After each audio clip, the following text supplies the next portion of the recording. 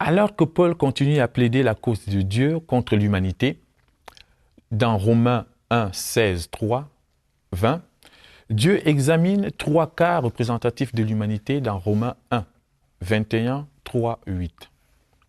Le troisième cas à être examiné sur le banc des accusés est celui du juif, l'homme choisi de Dieu.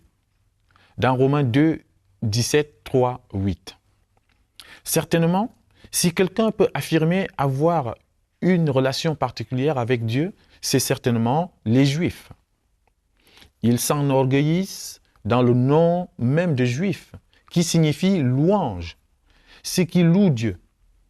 Ils ont reçu la parole de Dieu et leur identité en tant que nation s'appuie sur le fait qu'ils sont le peuple choisi de Dieu, un peuple de la parole de Dieu et une lumière pour ceux qui sont dans les ténèbres.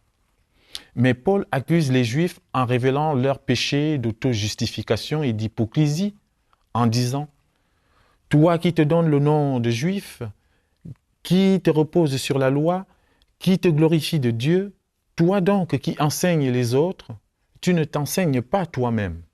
Toi qui prêches de ne pas dérober, tu dérobes.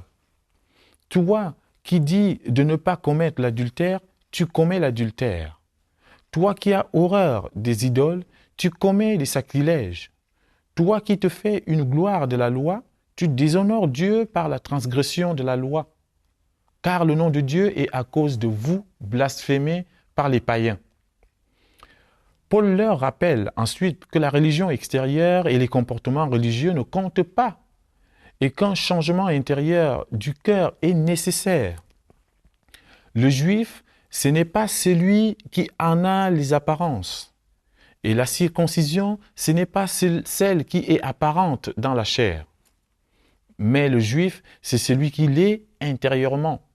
Et la circoncision, c'est celle du cœur, selon l'esprit et non selon la lettre. La louange de ces juifs ne vient pas des hommes, mais de Dieu.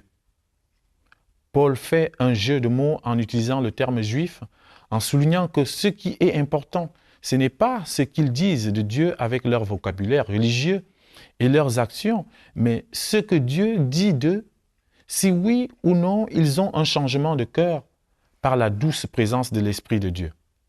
Seule la présence du Saint-Esprit peut changer un cœur humain dur, une vérité que les Juifs ont souvent négligée, quoique Moïse, Jérémie et Ézéchiel aient écrit au sujet de cette vérité.